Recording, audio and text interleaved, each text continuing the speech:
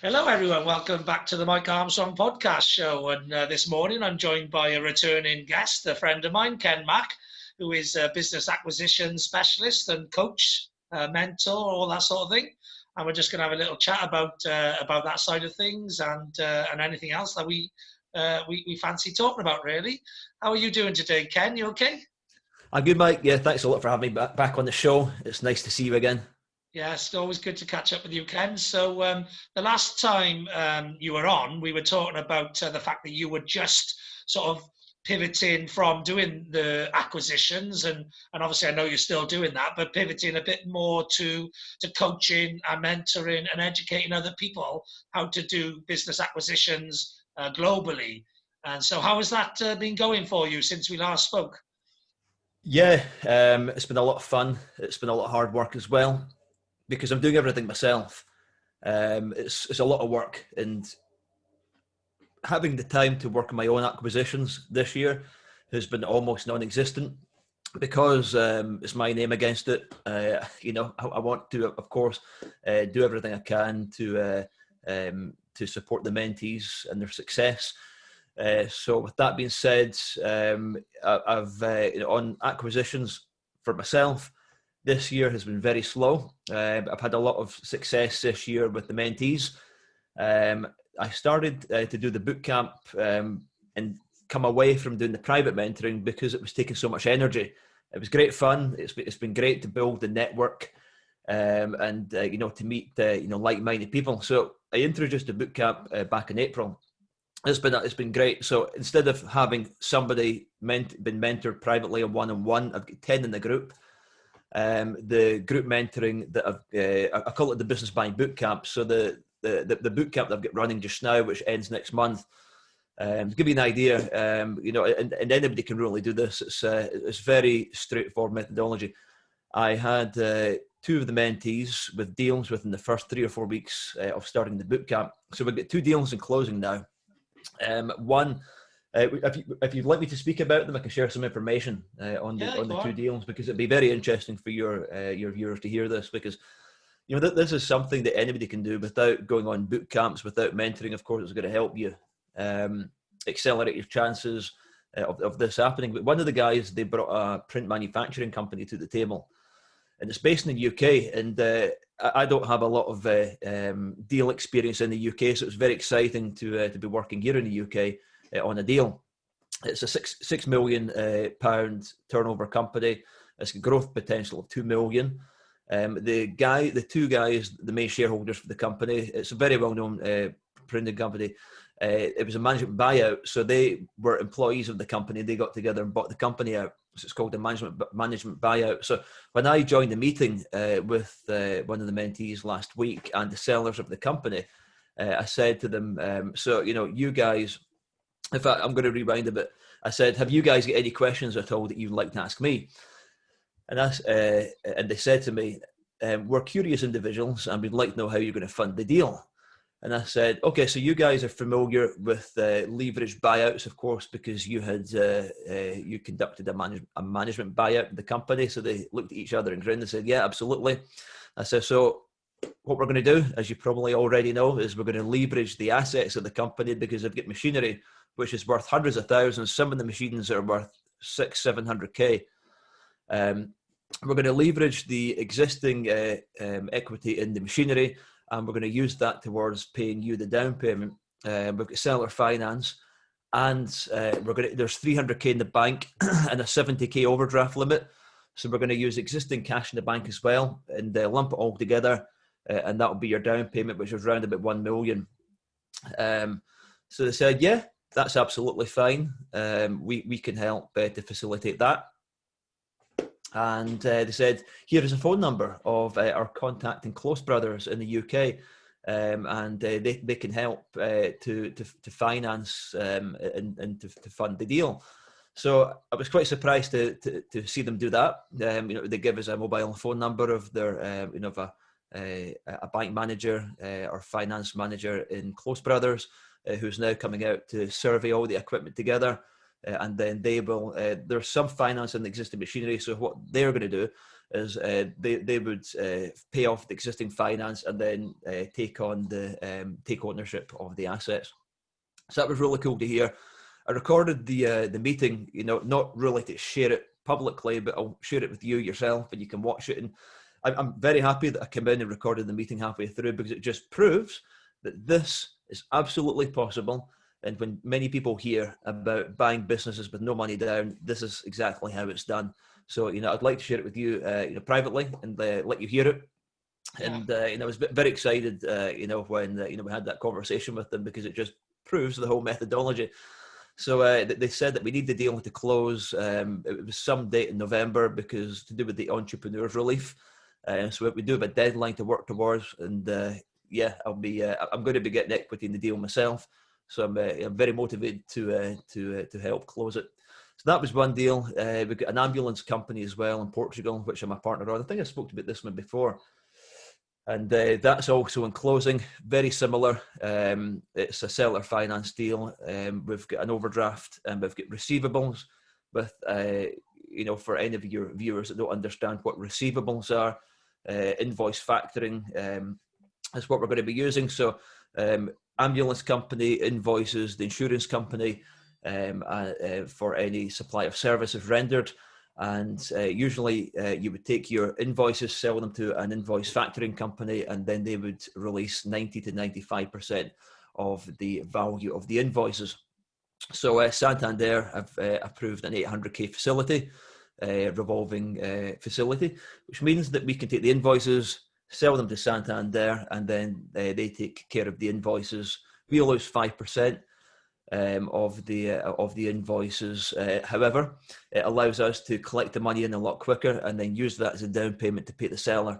So it's a very nice deal. It turns over about 1.2 million euros. It's a small business, but it's got a lot of potential. 35 ambulances. It's got real estate worth about 250, 300k as well.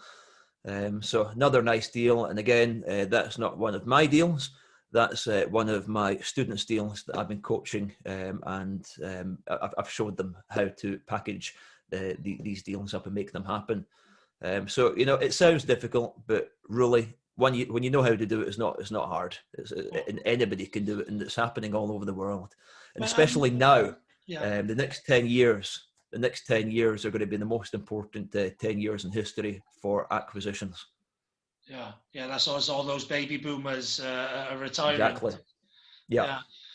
It's a bit like buying a house, though, isn't it? Buying businesses. Sometimes, for example, you'll buy the business and it is what it needs to be, and other times it's a doer-upper. And sometimes they've got assets. It's a bit like people used to buy football clubs, and they'd strip the assets, or they'd sell off the assets at different, and it's about finding where the opportunities are. Like when you buy a house, is there a bit of land next door that I can get planning permission on to build a house? Or can I, and sometimes when you buy these businesses, I guess in addition to, just taking over the business and having the income streams, there are possibilities in lots of these businesses of looking about, okay, where can I turn this house into a block of flats, or where can I turn this business into a bigger business, because it's got the asset infrastructure, the people, or whatever, to actually take it to 20x levels or whatever, because the infrastructure that I'm buying is good, but the potential is even better.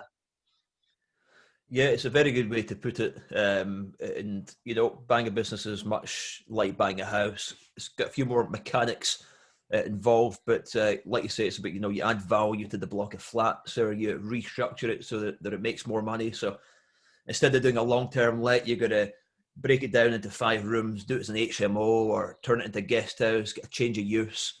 And then you're going to leverage its potential to 5x or 10x its potential. So yeah, it is like buying a house, but if you're prepared to roll your sleeves up and get dirty, then you can potentially make a lot of money doing this.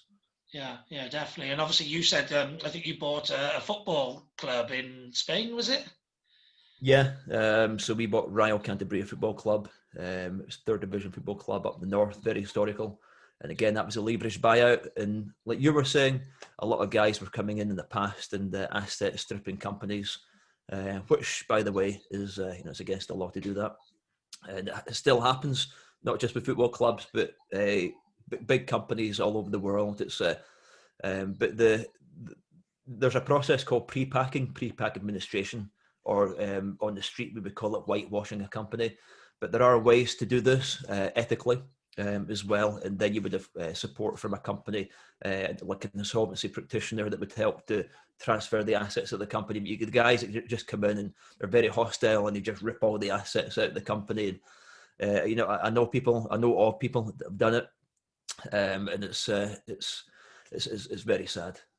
What's his name? The guy who Tim something Green or whatever. The one who's he does that quite a lot. I think, doesn't he? He goes in and acid strips companies and messes about with it, moves money from out of their pensions into other places and whatever, and then can leave them in a bad position, Yeah, it happens all over the place, not just in the UK, but in all countries. And that's the thing about LBOs. You can do it really in any country. When I say any country, within reason, developing country, developed country, third world countries, I think you would have a lot of challenges. But I'm not saying that it's not possible. Everything's backed on debt, and that's how an LBO works. It's backed on debt. You're leveraging more debt, and that's how economies work. They work on debt. So, I would say most countries that this is absolutely possible. Yeah, definitely. But something like that Spanish football club, for example, that's where big money can be made, isn't it? If you buy a team in the low divisions and you've got a bit of money or a bit of strategy or management, cleverness, if you like, and you're able to get a bit of momentum and not spend that much money in some of the low divisions to get some effect. But then over time, have a good business plan, a good business model, run it like a proper organization rather than a sports club, like some of the competition you're facing against. And all of a sudden, you can get yourself into higher leagues where all of a sudden the value of your business has gone up quite considerably. That's it. One of the things I found as well is the guys that are kicking the ball, they don't have any business sense. So when I came in, I said, guys, I don't like football, but I'm here for the numbers. I don't really understand football, but understand business. But they were the opposite. We understand football, but we don't understand the business. And at the end of the day, a lot of people don't understand that it is a business. And like you say, you can put the club into the second division. You can buy, sell players. You can loan players. There's a lot of different ways to make money in football. Sponsorships, getting money from FIFA, La Liga. So there's so many different ways of making money in football. Would I go back into that industry? Not really, because I'm not passionate in any way about football. I was in there for the business side of things, but I'd like to try something different. But I would say that I enjoy manufacturing, but healthcare is another sector. But also now with the current situation in the world, I'm looking at I call it the current situation, but it's a very controversial topic now. So I'm looking at essential infrastructure now, and services that are going to be resilient to a crisis. Yeah. Okay. Obviously, with you doing some manufacturing, having some manufacturing businesses, etc., have any of those pivoted to PPE and all of that during this time? You say the stimulus packages with the government. Yeah. We haven't used any of the stimulus packages. Touch wood, we're going to probably just stay away from that just now. But I know there are a lot of great incentives out there from the government. PPP packages, and you've got all the crisis loans here in the UK. But we've kept away from that for the time being. Okay. And how was doing a deal in the UK? Was it comparable with the rest of the world, or was it more things you had to, more regulation or hoops you had to jump through, that sort of thing? It's a good question. It was like a breath of fresh air, to be honest with you, dealing with British people, because I've been working in challenging jurisdictions. So it's just a great conversation. Breath of fresh air, dealing with British business people. You knew everything that was being done rather than having to guesswork a lot of it. Yeah, man, it was so good. Just having the change of scene, because doing a lot of business in Spain, Portugal, over in South America, it's got a lot of challenges. Even Lithuania and Poland, but here in the UK, nice people, by the way, in these other countries, but I find in the UK, British business people are very unique. We're very transparent. We do business a lot of the time the old-fashioned way, and they are easy people to speak to. But we're just a different culture. Yeah. Yeah. I guess when you're an outsider as well, you've got those barriers of, people. You've got the communication barriers, but also, people are not so maybe open to you and a bit, maybe envious sometimes, or a bit like, oh, what's this guy coming from outside to buy my bit? You might get a few barriers put up first, Yeah, well, it's another good comment, but you're going to be surprised to hear that I didn't have so many barriers in the sense of being an outsider. It was the opposite. They were very welcoming. In fact, in South America, they put me on a pedestal. This guy's coming from London to buy us out. They were putting us on these news channels in Brazil, and lots of different publications. Okay. So they were very open. They wanted to do business because they don't trust their own people. So much corruption. Everybody's out to try and get you, but because we have this reputation in the UK, and the Americans as well, they were very open. They were very excited. The barriers were the corruption and the fabricated accounts, many different hoops to jump through. The people were not the problem. They were happy to do business. They were happy to do business and very excited to see us.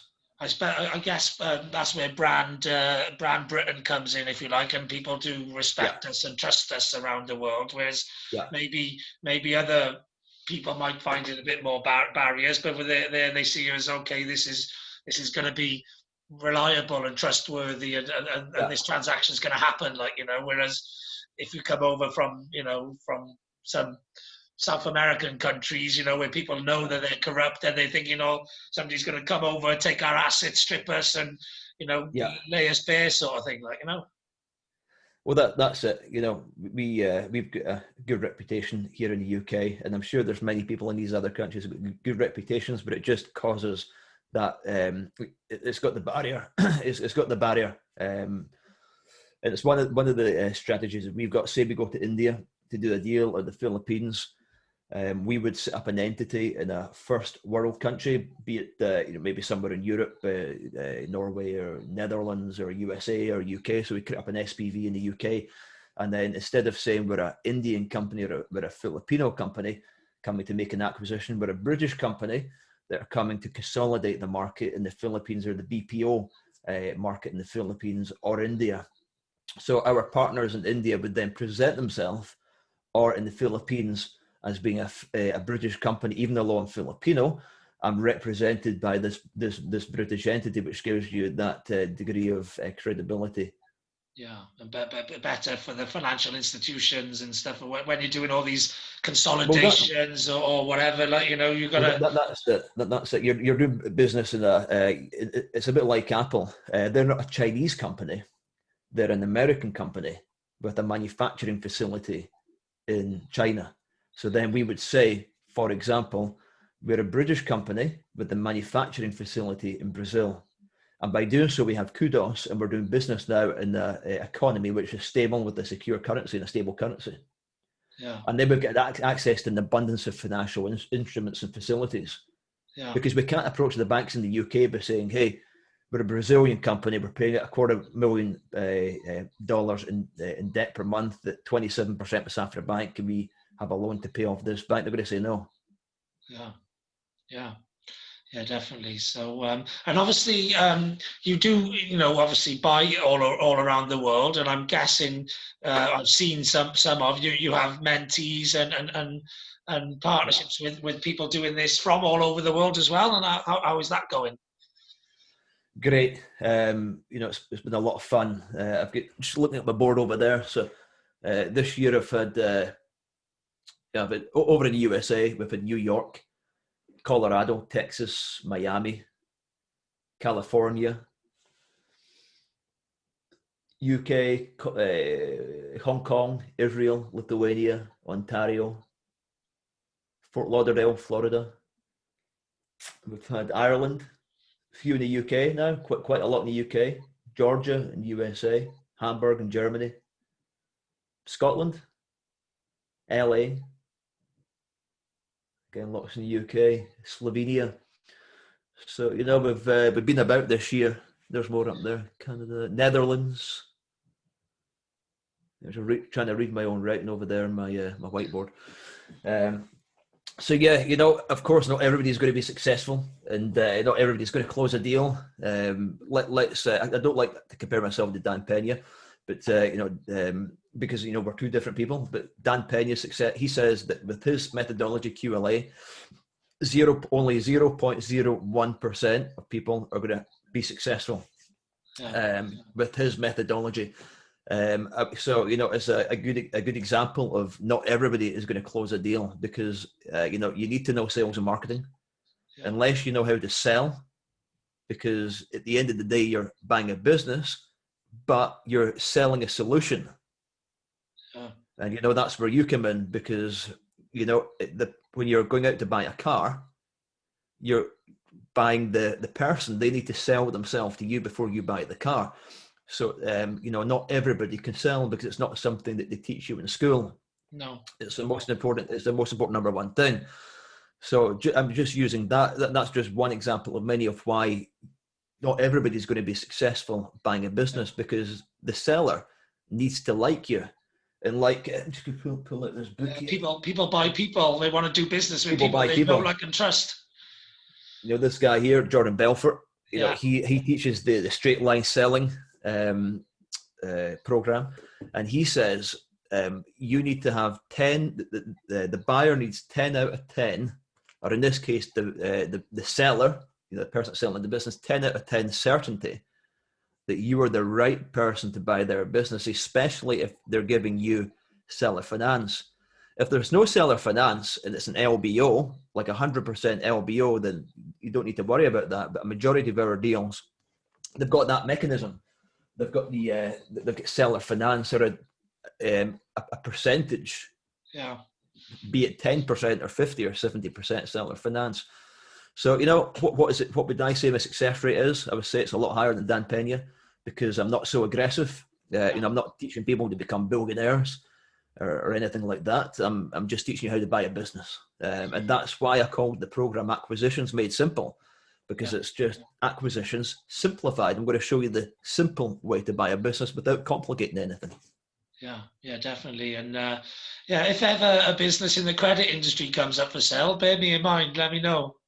The credit, did you say finance industry? The credit industry, because obviously I worked in the credit industry for 10 years. I was corporate sales director, and I know that industry really, really well. But I didn't want to go into that industry after leaving it, because I like sales and marketing and business more than I like the credit industry. I didn't want to go back into the credit industry, but I'd love to buy a business in the credit industry, because my job was managing an affiliate reseller channel in the credit industry, and so therefore have a lot of ways of adding value quite quickly to businesses in that sector. I understand a number of different ways to add value, like building the extension or sticking the loft conversion in. I have an extension plan and a loft conversion plan, which I know works. So if I could find the right vehicle which I could add massive value to, I'd love to buy it, add the value to it, and then sell it again. It's a good point that you've just made there as well, is adding value to a business. So because you've got that expertise, let's look at the print company as an example. I can't really add value to the print company because I don't have a technical background in that industry. So one of the things that we said to the seller was, what we're looking at doing is recruiting a CEO internally within the company, or introducing externally a new CEO who can leverage his contacts, who can roll his sleeves up and get dirty in the business to grow the business. Because he's going to do a better job than me. I can keep the show running, and I can work on, growing the business, but by installing a CEO or somebody like you that's got industry knowledge, the seller I put the seller at ease, and he was a lot more comfortable. He was very happy to hear that was what we were planning and doing.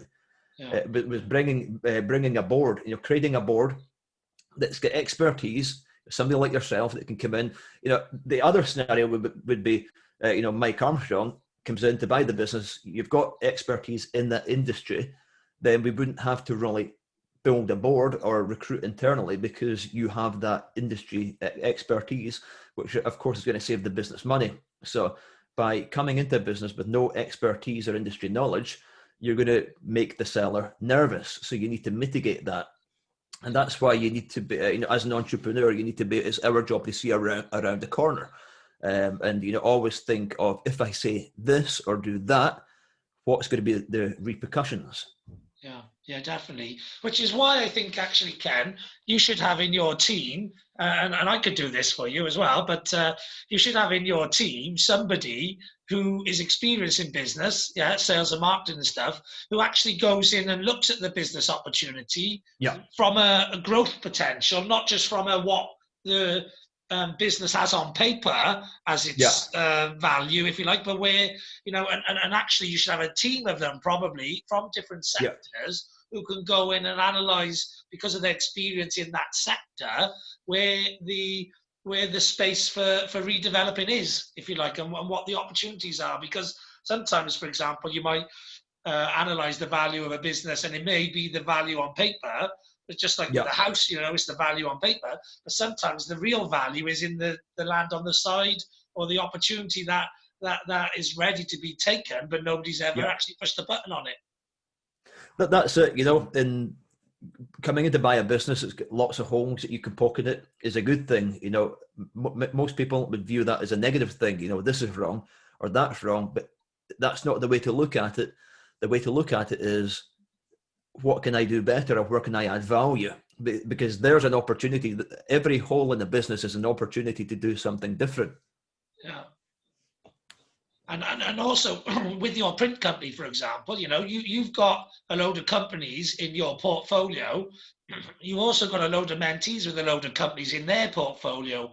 If you actually, I don't know if you've thought about this, but if you implemented a buying group where all of the companies in your connected wider portfolio was to then buy services that they needed from any service businesses in the portfolio, they get a discount, and the service business gets a big contract altogether as a buying group. And all of a sudden, you just added, 20% extra customer base or something to the bottom line. It's a fantastic, genius idea, Mike. Genius idea. Love it. Yeah, you haven't done that already, have you? So there we are. There's a bit of exactly. It's not something I've done yet, but genius idea. Yeah, great. So that's all you got to do, is get everyone involved. Everyone gets to save like 5-10% on their own individual buying costs, but the company gets to make the same amount of money as it would do paying that 5 or 10% DERA. Because obviously they're only dealing with one person, one group. They're saving a lot of time. There's efficiencies in the sale. There's all of that. So everyone's getting a saving, and the company's still not losing anything. And it gets a 20-30% win-win for everybody. Yeah, win-win situation for everybody. Yeah, definitely. So that's what you want to do. You want to create a Mack buying assortium, or Mack buying group or something. Charge all of the companies within a membership fee, and say that their membership fee will be more than covered by the amount of saving they get from the fact that the buying group negotiates a discount on all of the services. Absolutely. No, thanks for the thanks for the suggestion. It's a great suggestion, Mike. Yeah, there we are. Then. So I've got to ask you, how's this year been for you? What challenges would you say that you've been up against? Well, my challenge has been massive, because I pick up most of my business networking, and obviously those events stopped in April, and they've switched to online, which is great. But online is basically like TV advertising, whereas real world networking is a bit like telesales. It's cold calling.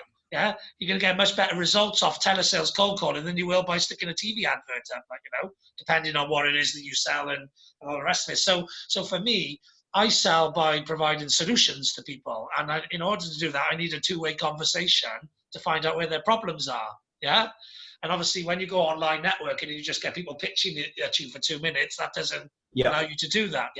So therefore, I need to get back to real world network. I'm a salesman at the end of the day. I need to build Yeah. relationships, rapport, and solutions to people. Yeah.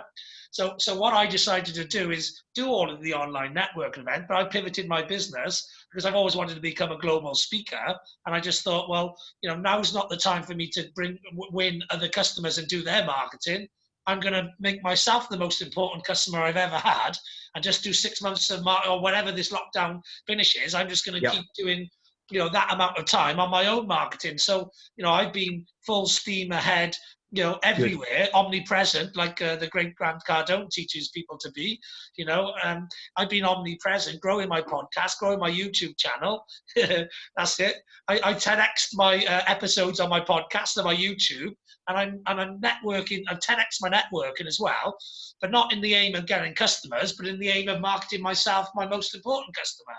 So I've just been full steam ahead, and like yourself, you covered all over the globe. With your mentees, if you like, and people you're networking and connecting with, etc. I've got a map of the globe on my wall, and I've stuck a red pin in it where people have been on from my podcast, or been on, or I've been on networking events with them, or we've done a bit of collaboration with, or whatever. And my map of the world is filling up lovely with red, because I'm becoming the most known person that I can be on the planet.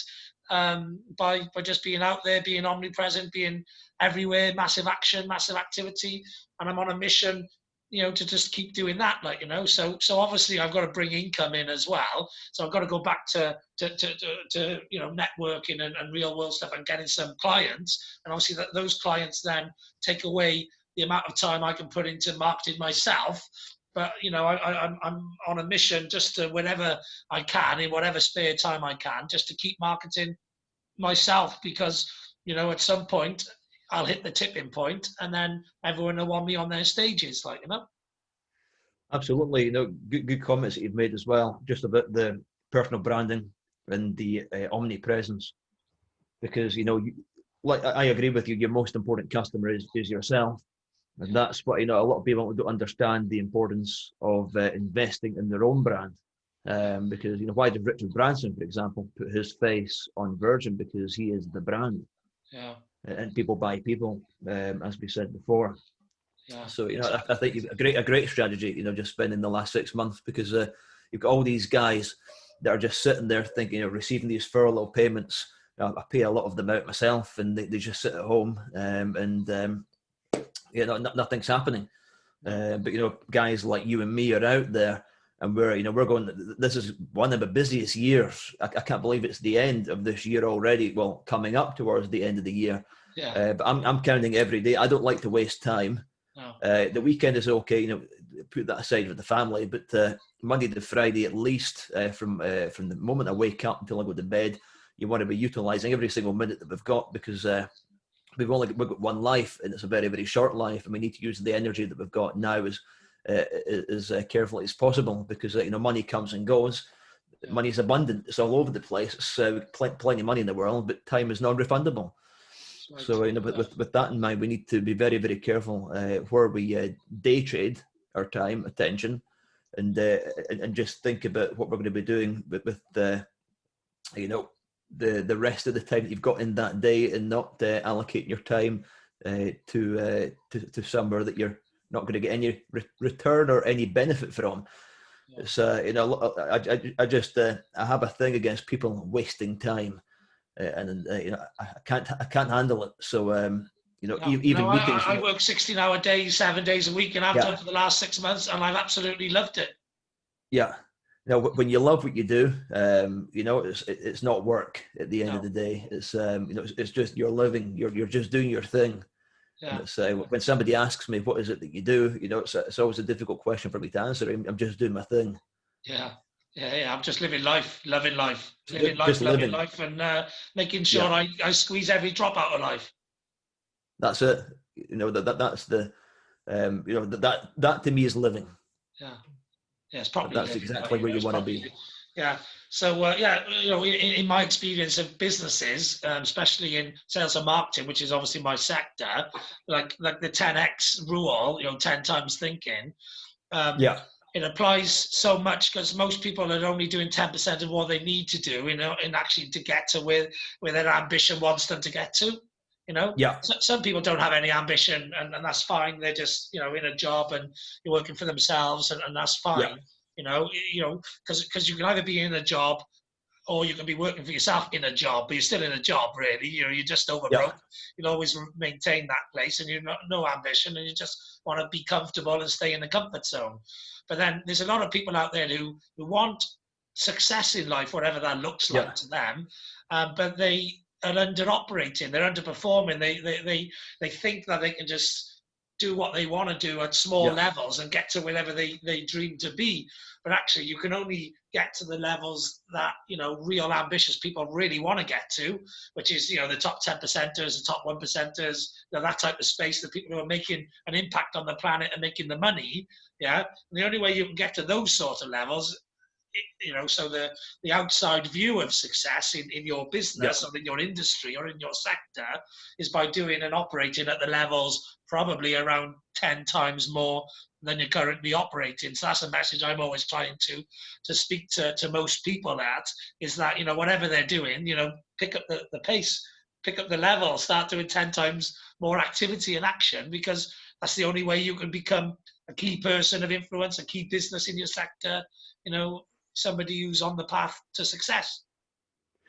Yeah, and not only that, I would say, you know, there's a lot of people, like you say, with ambition that just don't know how to get to their end goal. Some of Yeah. them don't know what the end goal is, but with a consultant, you know, a consultant, a mentor, a coach that can that can help. They're going to be your GPS device, A guide, or yeah. they're going to be your guide, your shaman, and show you how to get there. Now, I always say that in the acquisition space, it's about like crossing the Darien Gap from the south of Panama to the north of Colombia. It's a small jungle. Well, when I say small, it looks small on the map, Yeah. but you can get there. You know, you're going to get stung along the way, and it's going to take you a bit of time. But if you've got a coach, a consultant, a mentor, that's going to take you by the hand, or a shaman that's going to take you by the hand, you're going to get there and have a lot more success along the way, getting there without getting stung so many times. Yeah, And you're going to get there. especially You're if going to they've get got there a lot quicker. yeah, especially if they've got an armored vehicle and a trained military convoy. You know, you got much more Well, chance of getting through the exactly. gap. And I never understood, you know, why people underestimate and they don't understand the importance of investing in yourself, and even not just when I say investing in yourself is not just your personal brand.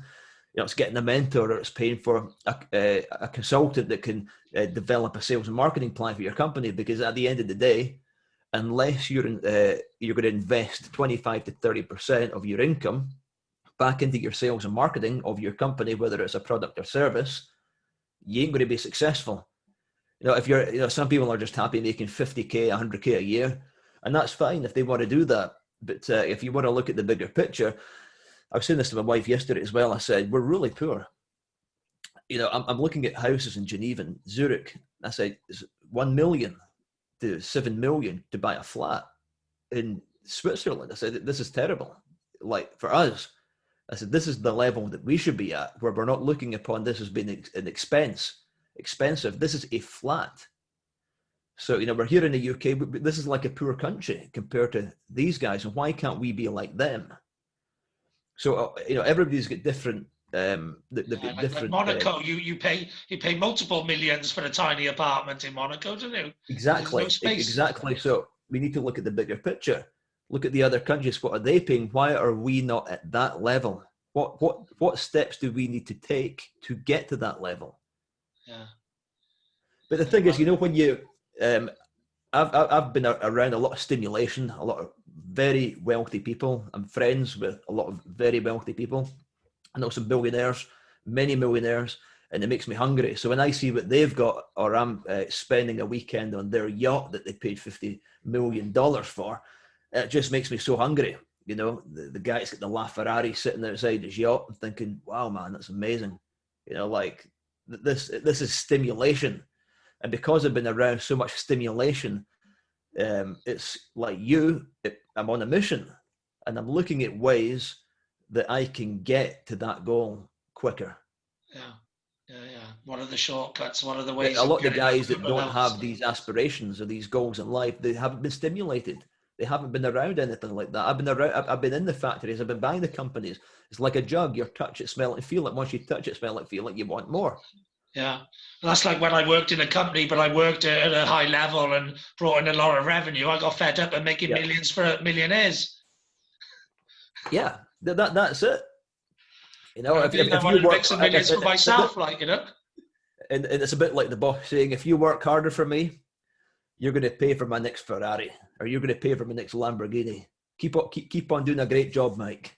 Keep on working hard, so I can buy myself a new car. Yeah, exactly. You want to be that guy. Yeah, exactly. You want to be the one taking the pie and handing out little segments to other people, rather than the one with a little bit of crusty leftover pie. Exactly. You need to reverse engineer the process. So instead of selling your time, you need to buy time. So by buying time, if it's a services-based business, you got to pay people. So you got to buy their time and then leverage it and then resell their time for a higher price. Yeah. So you need to reverse engineer the process.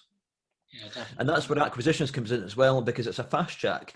It's like it's a quantum leap, because you're not having to be around the new start of a company, the blood, sweat, the tears, building the infrastructure, the structures. Most businesses fail 9 out of 10 in the first 10 years.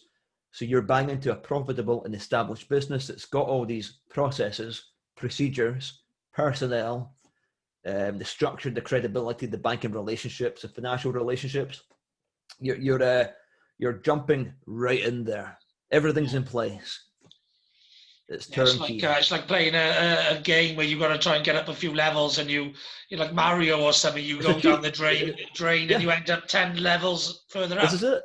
That's a great way to illustrate it. Exactly that. Exactly that. You should get. I can see some marketing. Yeah, with Ken Mack dressed as Mario with a plumber's hat on, going down the drain. Yeah, with the Ken Mack coaching on the pipe, and then up he pops a little animated video. Up he pops 10 levels further up. Taking on the big bosses. Do you know what? That'd be an amazing marketing video. Another genius idea, Mike. No, I'm full of them. You know what I mean? I'm a very creative thinker, so it takes me a few opportunities to have chats with people, and my brain just starts coming up with stuff That's amazing. You see, this is what happens when two entrepreneurs have a conversation together. You can't have these kind of conversations with normal people. No. It's a very unique thing. That's why I love getting people on my podcast and on my YouTube channel and having these chats. I've had some amazing people on, especially the last few weeks, as I've been more and more globally networking and finding those people, those rare people that you don't really have these chats with very often. The more you can find those people and pull them out and dust them off and say, listen, let's have a chat about collaboration, giving back, education, all of those sort of fantastic things. You have some fantastic conversations. You want to check some of those out, especially on my YouTube channel. There's some really good, highly motivated, highly enthusiastic and energetic people. And I'm a mirrorer. I've been in sales all my life. The more I get with somebody and create that energy, the more interesting it gets, Yeah, that's cool, man. I'm going to get my followers to subscribe to your YouTube channel, because it's the more that we surround ourselves with great videos and interviews like you're doing, the more stimulation. It's all about been around the right people to stimulate your environment, stimulate your thoughts. It's keeping the vibrations and the energy going, isn't it? And learning, like I say, motivation, stimulation, education, all the Asians. Creation. That's all the Asians. That's it, yeah. So it's been great getting you on again, Ken. I always love chatting with fellow entrepreneurs and fast growth, global dominating type characters. And so keep up the great work. Let people know how to get in touch with you if they want to sign up for your courses.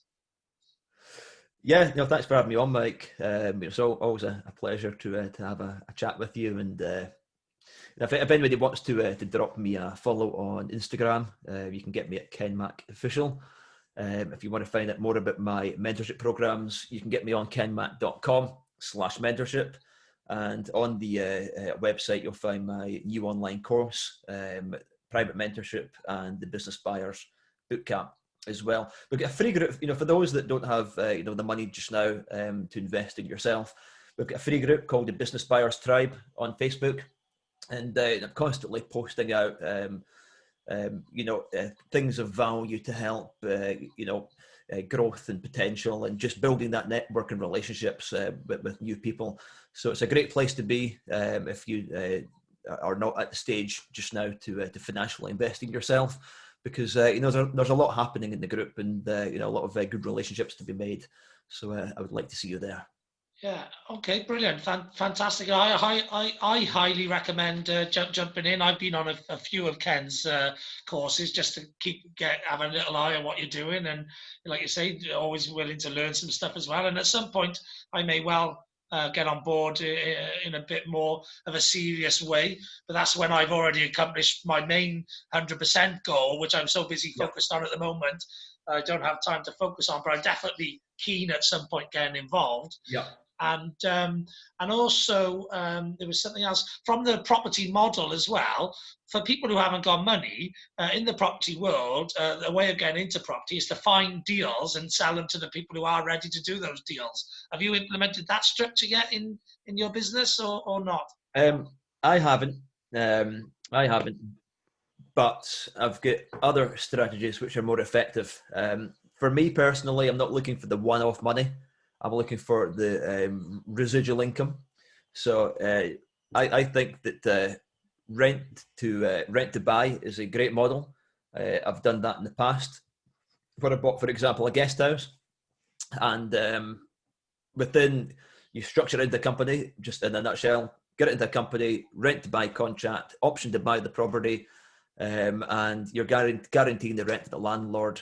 And I'm not a property expert, but I've done property for a long time, so I would say I pretty much know inside out. The company's going to take in the money. You can prove the income to the bank, and then it's going to make it a lot easier to get the mortgage on the property, and you should expect to buy it within 12 to 24 months of trading. So that's another way of acquiring not just a property but a business without paying any money down yourself, and if you're not at the stage to be able to get a mortgage. So you can essentially rent the property from the landlord with an option to buy, run it through a company so that you're building up the credibility with the bank, and then raising a mortgage on it, and then using the money that you've generated within that time frame to pay down the deposit. So I'm just throwing some ideas in there for you, man. Yeah, that's great. That's great. And obviously, like I say, for the people listening, join the Buyers Tribe group on Facebook, or just search Ken Mack, join his groups, and there'll be lots of other great ideas. I got one. You actually just jogged one for me, actually, Ken. So I'm gonna pitch you a deal. I'm not gonna do it on air though, because it's a bit, I haven't been given the permission to pitch this deal, but it's a deal that I was working on. But I think actually we could work on it together, and it could be a great opportunity for me to get into the acquisitions game. So it's a great potential. It's one of those doer-uppers, if you like, business doer-upper. So I'm going to talk to you about it, because they won't know I'm doing it off air. I'm going to just for 5 minutes now. But thanks very much for listening, everyone. Have a great day. I know I will. And I'm going to leave it there. And me and you can have a chat now, Ken. Fantastic. Right, nothing else left to say other than have a great day. I know I will. And thanks very much for listening. Cheers. Bye-bye.